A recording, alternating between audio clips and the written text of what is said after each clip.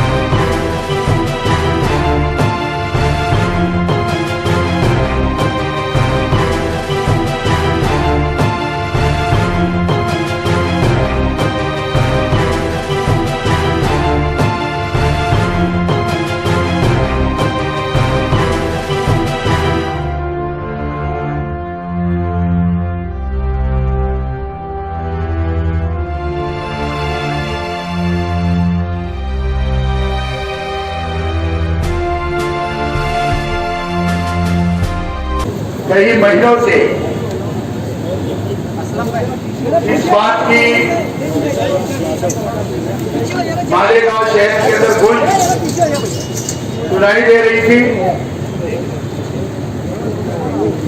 कि आगरा रोड का जल्दी इफ्तिताह होगा, काम की शुरुआत होगी। और अल्लाह की तरफ से आज वो वक्त तो आ गया।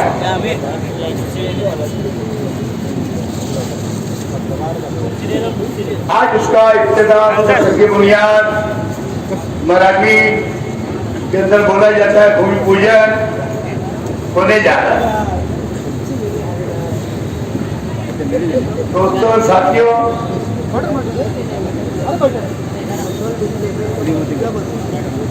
वैसे भी जब मैं 99 में जब आमदार हुआ, उसके बाद गवर्नमेंट से उस वक्त तो मैंने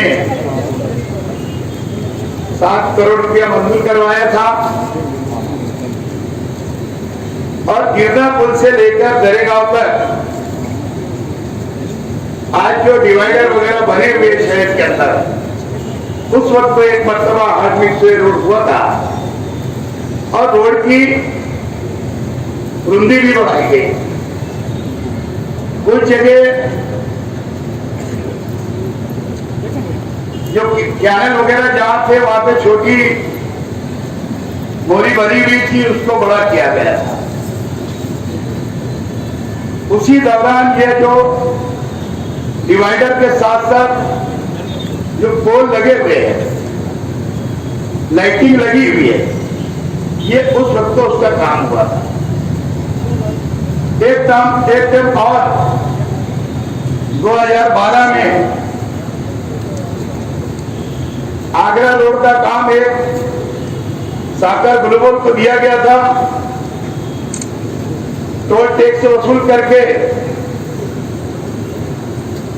उन्होंने ये रास्ता बना करके देना, जबकि दोनों साइड में रेलिंग, फुटपाथ और डिवाइडर और पूरा रास्ता बनने वाला था।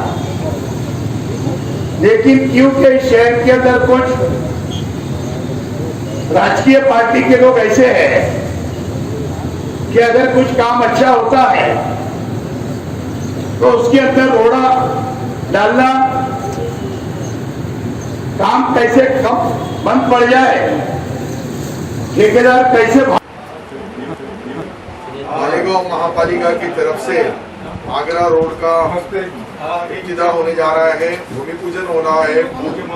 उस कार्यक्रम के लिए मैं आया हूँ यहाँ। हमारे दोस्त यानी रशीद भाई शेख हमारे साथ कई साल आमदार होकर काम किए, उनके लड़के उन्होंने भी काम किया है। और यहाँ की महापौर बहन ताहिरा शेख, उप महापौर नीलेश जी आहेर, ये दोनों के नेतृत्व में ये जो महानगर पालिका का काम उत्कृष्ट और अच्छा है। आज एक 14 कोटी रुपए के रोड का जो यहाँ शुभारंभ हो रहा है, उस कार्यक्रम के लिए शुभकामनाएं देने के लिए और इसका भूमि पूजन करने के लिए मैं यहाँ आया हूँ।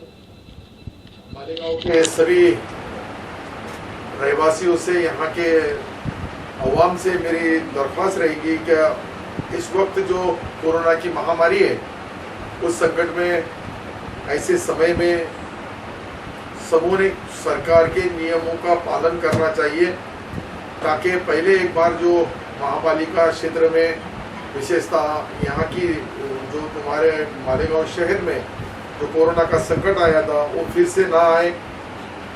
और नहीं आने के साथ साथ हमको सोशल डिस्टेंस का पालन करना पड़ेगा, मास्क लगाना पड़ेगा।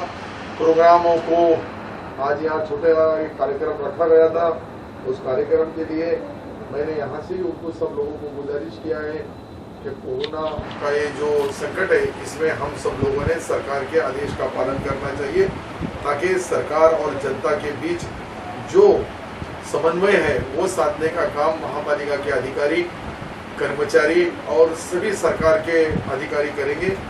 मैं मेरी तरफ से हमारी बहन ताहिरा शेख और उप महापौर नीलेश जी आहेर को तहे दिल से मुबारकबाद दूंगा, और आगे महापालिका के लिए जो कुछ पैसा लगेगा विकास निधि, वो सरकार के सब तरफ से देने के लिए एकनाथ शिंदे साहब ने इससे पहले भी एक बार महापौर जी की उनके और आसिफ भाई की मीटिंग लगाई थे। लेकिन और भी शहर में कई ऐसे विकास के काम हैं कि जिनको विकास निधि की कमतरता है, और वो कुछ दिनों के अंदर ही सरकार की तरफ से दिया जाएगा। दादाजी भूसे साहब भी आने वाले थे, लेकिन कुछ वजह से वो नहीं आए। मैं यहाँ आया हूँ, आज मैं इस रोड का भूमि पूजन हुआ, ऐसी घोषणा, ऐसा ऐलान करता हूँ। सर, आप स्टेज पे नहीं गए, वापस यहाँ आकर बैठ गए? नहीं, स्टेज के ऊपर मुझे 50 से ज़्यादा लोग दिखे, इसलिए मैं नहीं जा सकता।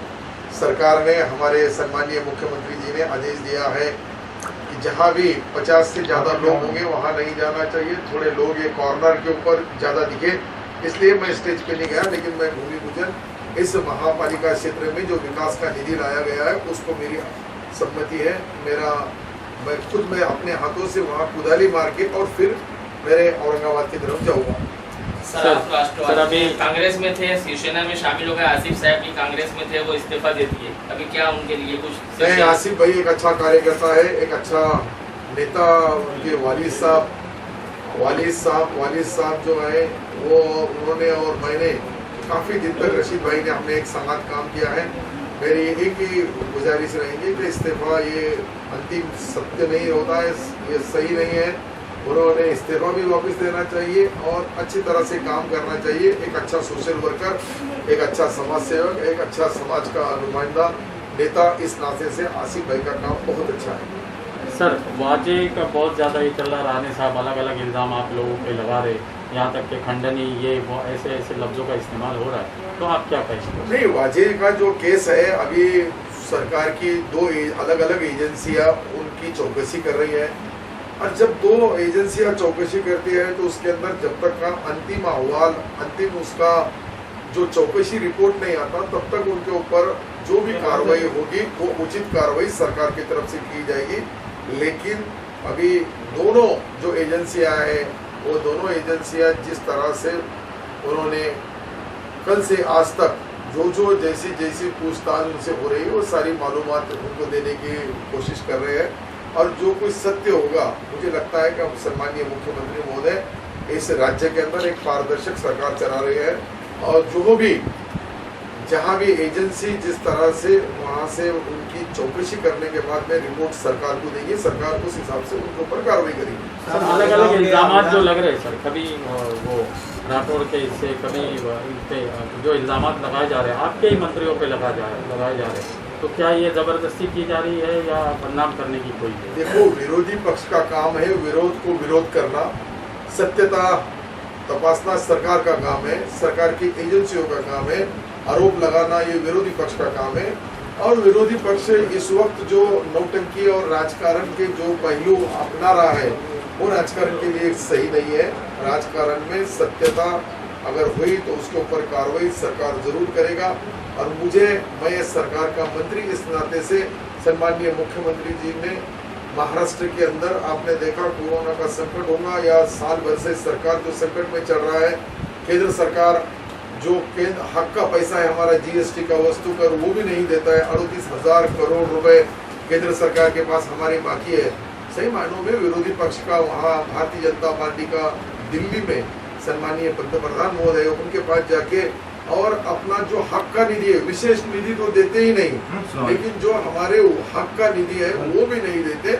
ये सरकार के अंदर जिस तरह से हमारा विरोधी पक्ष यहाँ काम कर रहा है, यहाँ विरोध की भाषा करता है, उन्होंने उनके सम्मानीय पंतप्रधान महोदय के पास से हमारा जो जीएसटी का पैसा है भारत सरकार का, इस संकट के समय पे वो लाना चाहिए, वहाँ अपना वजन खर्चा करना चाहिए। विरोध को विरोध जरूर करो, कहीं अगर गलत होगा तो उसके लिए सरकार अपनी तरफ से पूरी कार्रवाई करने वाला है। ये सरकार किसी को सपोर्ट या किसी का अनसपोर्ट या किसी पे अन्याय या अत्याचार करने वाला नहीं, न्याय देने वाला सरकार है। और उद्धव जी एक पारदर्शक सरकार चला रहे हैं। लेकिन सम्मानीय विरोधी पक्ष नेता, मैं देवेंद्र जी से भी रिक्वेस्ट किया हूँ कि आप अपना जो हक का पैसा है वो वहाँ से लाएं, तो ताकि अपने महाराष्ट्र के अंदर आज ये कोरोना के संकट में जो महामारी है इसको न्याय मिलेगा और तरक्की के लिए वो पैसा काम आएगा इस महाराष्ट्र स्टेट में। से आमदार ने अभी बजट सेशन के बाद इल्जाम लगाया कि महाविकास अघाड़ी की सरकार अल्पसंख्यक के साथ भेदभाव कर रही है, तो ये कहाँ तक उनका इल्जाम सही है? देखो, आपके आमदार साहब ने तो कभी इल्जाम वहाँ सभागृह में लगाया ही नहीं, सभागृह में तो कभी उन्होंने कुछ बताया नहीं, कभी कुछ बोलते नहीं, लेकिन फिर भी बताया होगा और बोले होंगे। तो मुझे लगता है कि महाविकास आघाड़ी अगर अल्पसंख्यक के संग अन्याय करती तो मैं इस राज्य का अल्पसंख्यक समाज का वो नुमाइंदा और मैं मंत्री बनता नहीं था। मैं मंत्री बनने के बाद में महसूल, ग्राम विकास, इतने इम्पोर्टेंट खाते मुझे जो दिए गए हैं, ये महाविकास आघाड़ी का जो सरकार है इसके अंदर तीनों पार्टियों के नेता समन्वय से काम कर रहे हैं, अच्छा काम कर रहे हैं। इसमें कोई जात भेदभाव बिल्कुल नहीं है। इस सरकार लोगों की सरकार है, गरीबों की सरकार है, आम आदमी की सरकार है। शेतकरी, किसानों को, मजदूरों को, सबको न्याय देते समय, उद्योगपति होगा या गरीब आदमी होगा, सबको न्याय देने का काम ये सरकार कर रही है। यहाँ के आमदार साहब क्या इल्जाम लगाते हैं, कैसा लगाते हैं, क्यों लगाते हैं, उनका कारण ही हम जाके बैठे, ये सरकार बैठी है। हमारे पास हमारे जो रशीद भाई है उनका और हमारा कई जमाने से, कई दिनों से संबंध है। आसिफ भाई उनका एक लड़का एक कर्तव्यदक्ष नेता के रूप में काम करता है। तायरा शेख जो है उनकी मिसेस रशीद भाई की, वो यहाँ महापौर के रूप में अच्छा काम कर रही है। और सरकार की तरफ से इस मालेगांव महापालिका को पूरा योगदान दिया जाएगा, पूरा पैसा दिया जाएगा और विकास का निधि दिया जाएगा। भाग्य है, ये इनका मिशन रहता है। इनके प्रोग्राम कभी शहर को डेवलप करने के, शहर को विकास काम के अंदर उसकी मेहनत करके विकास करना, शहर को, इनका काम कभी नहीं था। आज अगर आप लोग देख रहे होंगे, इसीलिए हम आसिफ भाई ने जो बीजेपी सेना की सरकार से 22 करोड़ रुपए की ब्रिज की जो उड़ान पुल की मंजूरी लाई, आज वो ब्रिज का काम चल रहा है। लेकिन कुछ इस शहर के बदमाश लोग जो काम के अंदर हमेशा अड़थड़ा डालते हैं, कोई ना कोई बहाना लगा के उस काम को रोकने की कोशिश करे, वरना ये ब्रिज कब तक बंद करके चालू हो गया होता। बल्कि आज के जो आमदार है, इनके ही चट्टू पट्टू लोग इस काम के अंदर अच्छा डालते। और बल्कि मैंने तो अभी भी एक बाइक कल ही सुना हो जो पिछले दिन यहाँ के आमदार ने दिया था कि शहर की आवाम का विरोध है इस ब्रिज से, ये काम की कोई जरूरत नहीं है। तो मुझे ये नहीं समझ में आता, ये काम जब शहरियों के लिए अच्छा होता है और उसके अंदर रुकावटें डाली जाती है और शहर की आवाम तमाशा देखती है। आज अगर ये काम होने जा रहा है, ये 13 करोड़ का काम है, दोनों साइड से बड़ी गड्ढे रहेंगे, आरसीसी नाला, और जहां हमारा इब्तिदा होगा वहां से आरसीसी सीमेंट रोड का काम, ये काम की शुरुआत होगी। जिस तरीके से ब्रिज वाले ने दोनों साइड में जो सीमेंट रोड किया है, ठीक उसके मुताबिक दोनों साइड से ये सीमेंट रोड का काम की शुरुआत होने वाली है। और मैं समझता हूं जहां तक भी आज का जो टेंडर है, मेरे अंदाज से ये काम जब शुरू होगा तो नेशनल कपबोर्ड तक के काम जाएगा। अगले काम के लिए स्थायी समिति की चेयरमैन यहाँ बैठे हैं, महमूद साहिबा भी यहाँ बैठी है। 10 करोड़ रुपया आगे का जो दूसरा डब्बा होगा उसके लिए हेड में रख दिया गया। इस तरीके से ये करीब 25 करोड़ रुपए का काम दोनों नाले और रास्ते का काम पूरा होगा, जब जाकर के दरे गांव तक सीमेंट रोड का काम पूरा हो सकेगा। आज अगर इब्तिदा होगा, संजय बुनियाद रखी जाएगी, भूमि पूजन हो जाएगा, तो आपको जरा मैं बताना ये समझता हूँ कि ये आज इब्तिदा हो जाएगा, कल सवेरे खोदना शुरू हो जाएगा, ऐसा नहीं। इसके लिए भी 4 से 5 दिन का वक्त हो जाएगा। इसलिए ये टूप लेवल मिलाना पड़ेगा। जो सीमेंट रोड बनते हुए आ रहा है उसका डीप कितना है, कितनी खुदाई हुई है, उसके मुताबिक उसका टूप लेवल मिला करके आगे की लाइन आउट लेकर के आगे का काम 4-5 दिनों के बाद में इंशाअल्लाह उसकी सही ढंग से शुरुआत हो जाएगी। इस तरीके से ये काम जो है ये आरएनसी प्लान है। जिस तरीके से ब्रिज वाले का काम चल रहा, सीमेंट रोड का काम चल रहा, नाला भरा गया सकाल होटल के आसपास और बस स्टैंड के आसपास, वही आरएनसी प्लान, वही गाड़ी से माल आएगा, वही गाड़ी से माल भरा जाएगा और इंशाअल्लाह अच्छे ढंग से क्वालिटी वाला अच्छा रोड ये बनाया जा रहा है। आज बना देने के बाद में कम से कम 25-30 बरस, एक पीढ़ी तक हमको देखने की जरूरत नहीं पड़ेगी कि दोबारा आगे रोड बनाया जाए ऐसा। इसलिए इस काम को हमने तय किया था, हमारे कारपोरेटरों ने और हमारे शिवसेना और सभी पार्टी के हमारे साथ में जो लोग हैं, इन्होंने तय किया था कि एक दिन की झंझट खत्म किया जाए, 8 मिक्स रोड न बनाते हुए सीमेंट रोड बनाया जाए।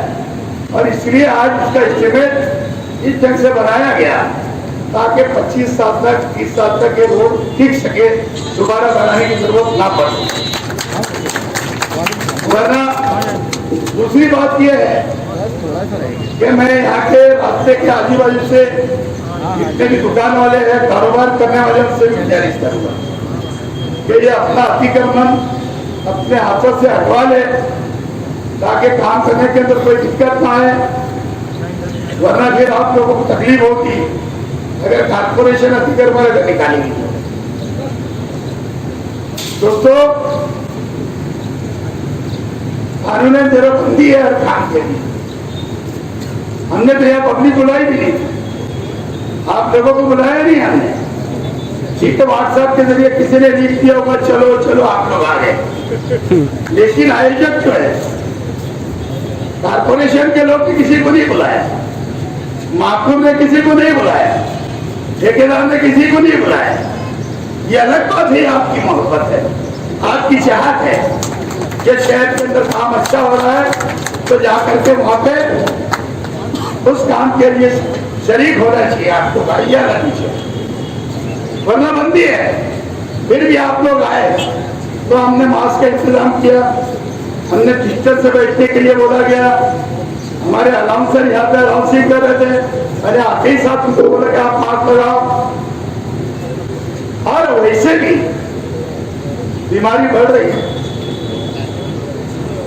ये अलग बात है, हमको मौत आने वाली है, कोई आगे हयात की तरह है नहीं, लेकिन हमारी अपनी हिफाजत, हमारे घर की हिफाजत हमको करने की जरूरत है। जैसे एक जमाने के टीबी से बहुत डरते थे लोग, टीबी खत्म नहीं है, ये बीमारी भी अब खत्म नहीं होने, क्योंकि मैंने WHO से सुना था, उनकी हमेशा न्यूज आती है ना, WHO ने बोला ये बीमारी अब खत्म नहीं होगी, ऐसे ही जीना पड़ेगा, लेकिन कम से कम मास्क लगाने की जिम्मेदारी निभाना पड़ेगी, डिस्टेंस से बैठना उठना पड़ेगा, रहना पड़ेगा, सैनिटाइजर का इस्तेमाल नहीं कर सकते, साबुन से हाथ धोने का रहेगा, नहीं तो सादे पानी से हाथ धो लिया करो। बस सब चल गया इसका। हमारा शहर इसके अंदर बहुत पीछे है, बहुत पीछे। हम बिल्कुल डरते नहीं, हम मरने को भला कौन नहीं डरता, ये सबको मालूम है मौत आने वाली, लेकिन हमारी अपनी कहीं ना कहीं जिम्मेदारी है, वो जिम्मेदारी को हम लोगों को निभाना चाहिए। मालेगांव में शक्ति नहीं होती है, अलग बात है, थोड़ा नजरअंदाज किया जाता है, गरीब शहर है, मजदूरों का शहर है, छोटे कारोबार करने वालों का शहर है, इसलिए सरकारी दरबारी लोग भी बहुत समझ के यहाँ पे काम करते हैं। दोस्तों, आज एक काम का उद्घाटन जब होगा तो मैंने बोला आप ये मत समझे, क्योंकि यहाँ बहुत जल्दी भैंस उड़ी का मामला आ जाता, भैंस उड़ जाती है। अभी 4 दिन के बाद काम शुरू को मैंने कायदे से बोला कि ट्यूब लेवल लेना पड़ेगी, वो एक लाइन है काम करने की, लेकिन 4 दिन में अनेक बातें आ जाएगी व्हाट्सएप पे। अब यहाँ तो एक बात किसी की जबान से अगर निकली तो इतना तेजी से व्हाट्सएप घूमता है, और कुछ लोगों को, यहाँ के राजकीय कुछ लोगों को पेट में बहुत मरोड़ हो गया नागरोड बनने का। मैं ला रहा हूँ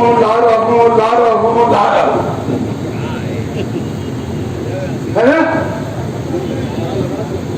मेरे को इनकी बात याद आ गई, बुरे मत मानना मदन साहब को। माजी के मुख्यमंत्री बोले परतील, तो उनका यहाँ के आमदार ने सीख लिए थे, मैं 5 कोटी ला रहा हूँ, पर आज पर बताया जाता नहीं, ना 5 कोटी आया ना 10 कोटी आया, खाली फोटो के अंदर ही 10 कोटी और 5 कोटी दिख रहा है। शहर पर आगरा रोड डेवलप करने के लिए मैंने इतना पैसा मंजूर करा दिया। इतना झूठा आमदार मेरे 10 साल में भी देखा नहीं, और अभी के 10 साल जब गुजरे मेरे जिंदगी के, उसमें भी कभी देखा नहीं। अरे यार सही बात है, अगर एक कारपोरेटर अगर एक यादी देता है, लेटर देता है, तो 10 टेबल घूमना पड़ता है खुद जाके, जब जाके काम होता।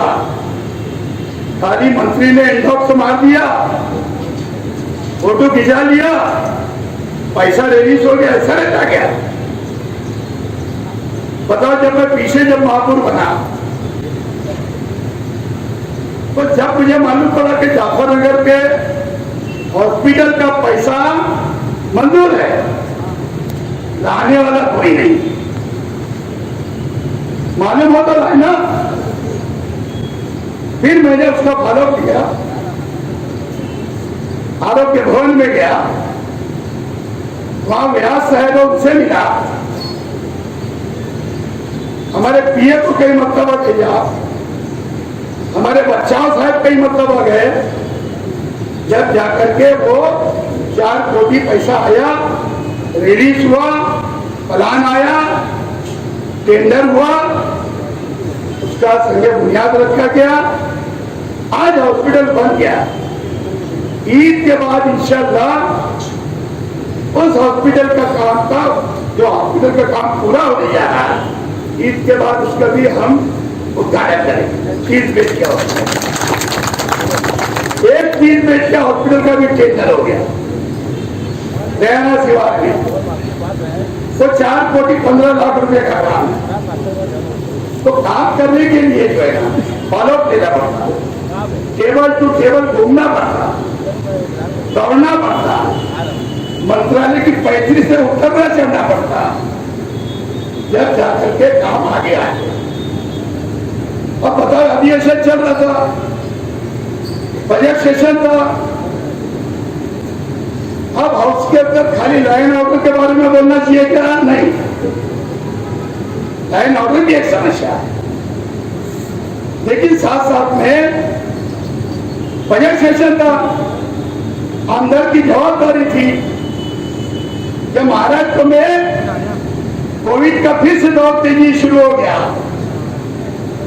आप लोगों ने, गवर्नमेंट ने हमारे को, कारपोरेशन को कोई पैसा नहीं दिया, खाली 20 लाख के अलावा कारपोरेशन ने, अधिकारियों ने, महापौर ने, सब ने मिलके कारपोरेशन का 12 करोड़ रुपया ये कोविड के ऊपर खर्चा किया है। लेकिन इनकी जबान वहां नहीं खुली क्या हमारे कारपोरेशन में पैसा नहीं है। आज ये कोरोना के वजह से हमारे को 10 करोड़ रुपया गवर्नमेंट ने देना चाहिए मालेगांव कारपोरेशन को, वहां ये बोल नहीं सके, वहां ये बोल नहीं सके कि मेरे शहर के रास्ते बहुत खराब है, 25 करोड़ रुपया मुझे दो फंड, ताकि मेरा शहर डेवलप हो जाए, मेरे घर के बाजू की गली डेवलप हो जाए, मुशारत चौक डेवलप हो जाए। लेकिन मैं ऐसा समझता हूं, लाइन ऑर्डर के ऊपर जब खुला गया तो उसके अंदर भी कुछ से मिलाई नहीं करी। छोटे रखने वाले कुछ बात करेंगे, वाया वाया अंदर से क्या है तुम्हारा, तो शुरू कर लो, ऐसा भी होता है ना। खाली यही बात क्यों बोली, पैसा क्यों नहीं मांगा गया गवर्नमेंट से? शहर के डेवलप के लिए क्यों पैसा नहीं मांगा? ऐसा बेवकूफ आमदर तो मैंने देखा ही नहीं। हमारे राज्य के कैबिनेट मंत्री ने मीटिंग बुलाई, जुमा बुला, कोरोना के ताल्लुक से वहां पे मीटिंग की शुरुआत की नहीं हुई थी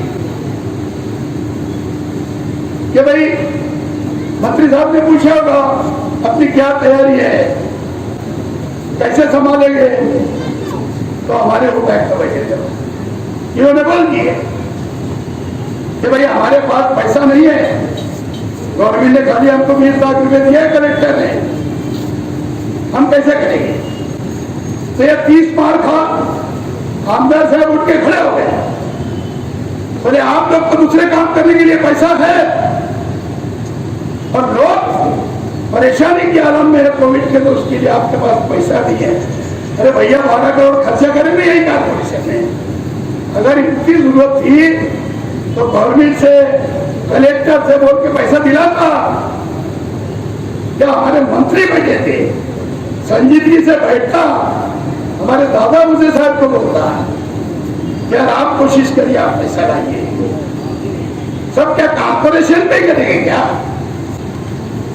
तो असल में दूसरा काम क्या मालूम है, ये आगे लोग ये बहुत बरोड़ रहा है, क्योंकि आने वाले 1 साल के बाद में मुद्दा बनाने वाले कारपोरेशन में मुद्दा था इनका। अभी रोड बन रहा तो पेपरों में आ रहा, व्हाट्सएप चल रहा, क्या हम लोगों ने पैसा चुरा लिया और खा लिया? अगर बताओ, अगर हमारा खानदान और हम या हमारे कॉर्पोरेटर अगर खाली लूट मार करते तो शहर के कुछ एरिया बनते क्या? हमारे अपने वार्डों के वार्ड डेवलप होते क्या? आज ये रोड का काम होता क्या? चैंपियन चोर और लुटेरे कौन लोग ये शहर जाता है? चोरीबाज कौन है ये शहर जाता है? चोरों को सभी नजर आते हैं चोर, बराबर है ना? हो रहा ना?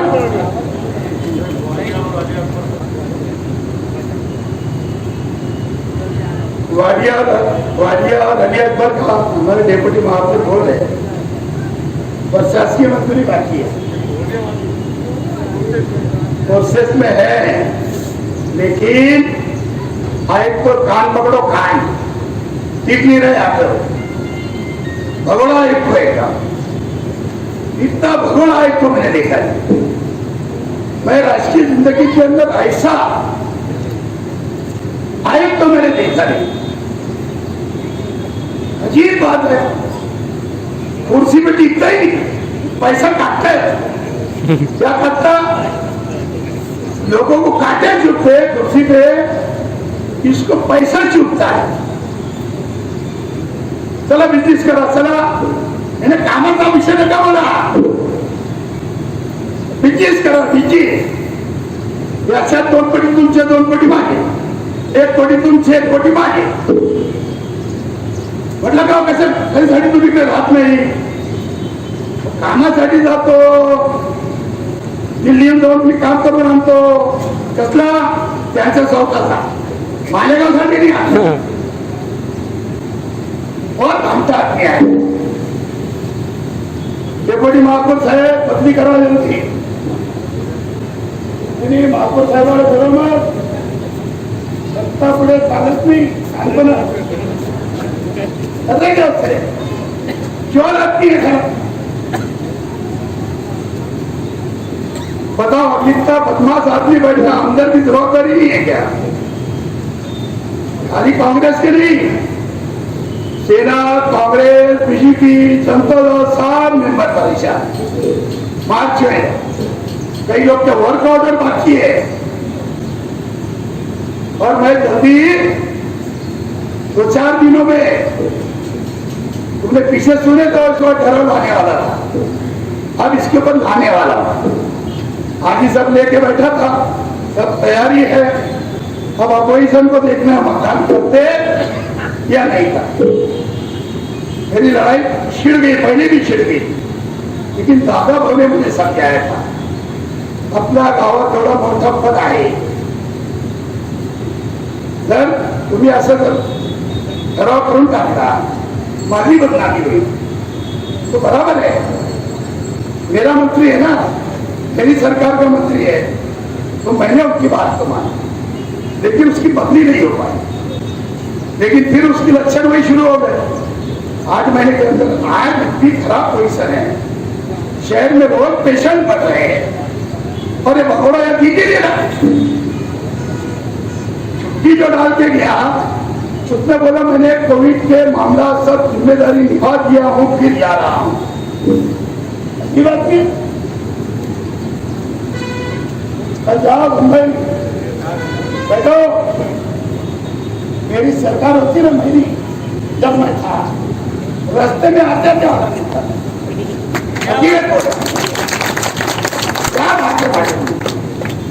ऐसे निकम्मे आदमी की जरूरत मालेगांव में नहीं भाई. यहाँ के राजकीय लोग तो शहर को बचाना चाहते, कारपोरेशन का पैसा बचाना चाहते, ये तो लूट के ले जाया है. बहुत लुटेरा, पक्का चोर, ऐसा चोर अधिकारी मैंने नहीं. और क्या वजह पता नहीं, आमदार तो कुछ बोलते नहीं उनको, मेरा कहना आधा हिस्सा उनका भी रहता है, इसीलिए नहीं बोलते ना. उठता छूटता एक तो भी आपकी तो बैठता आमदार तो आगे, क्या वजह मालूम नहीं, हिसाब करते जाते हैं लड़का. और किती झाले तुमचे, किती माझी किती, मग पाठवून द्या आता माझ्या घरी, ऐसा धंदा है. तो बहरहाल दोस्तों, 6 में 10 कम रह गया, 7 बजे शहर बंद हो जाता है हमारा. ये काम की जो शुरुआत होने जा रही है, खाली ये काम नहीं, जैसे इन्होंने तो हॉस्पिटलों का बोले, ऐसे अनेक काम अभी मार्च में तक काम की शुरुआत होने वाली है और शहर में हमारे ही लोग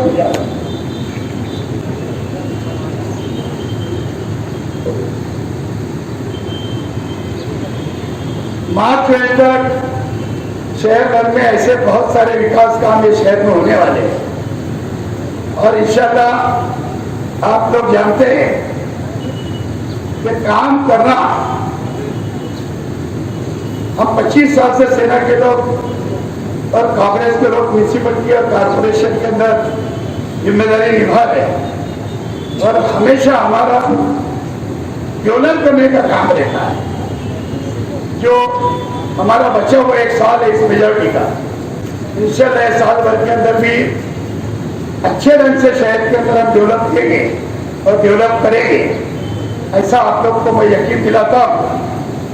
सत्ता से डाय थे लेकिन कानूनी अड़चन है, बोल नहीं सकते, बंधन है। महापौर साहब इसलिए नहीं बोल सकते कि आदेश उन्होंने दिया और वही अगर आदेश का पालन नहीं करेगी, वो भी कानूनी बात है।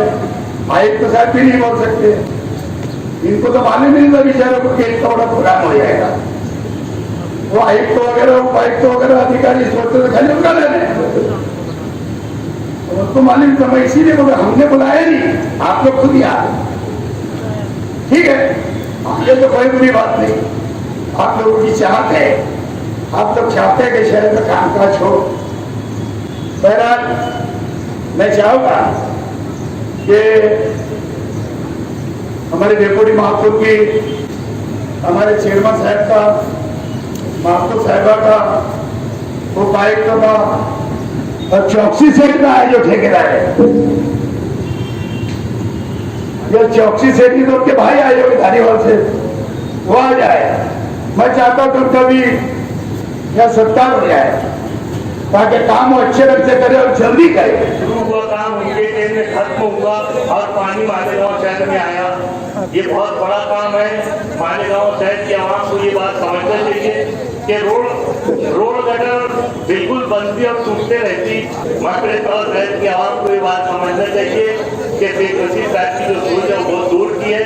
हम लोगों ने सोचा भी नहीं था ये आगरा रोड के काम का, लेकिन शेख रशीद साहब ने उसको बजट में पकड़ा और वो पकड़ने का नतीजा है कि देखो आज मालेगांव शहर में काम आगरा रोड का शुरू हो रहा है। और मैं अपने ओर से मालेगांव शहर वासियों की ओर से शेख रशीद साहब को, सायरा बेगम को एक मुबारकबाद दे रहा हूँ कि भाई ये रोड का काम हो जाए और सिर्फ टीका लगा के जाने का काम नहीं है। अभी एक भाई बता रहे थे कि अभी इब्तिदा होगा और अभी काम शुरू होगा और रात दिन करके जैसा भी हो जल्दी जल्दी ये रोड तामीर होगा। इतना ही बोल के अपनी बात खत्म करूँ।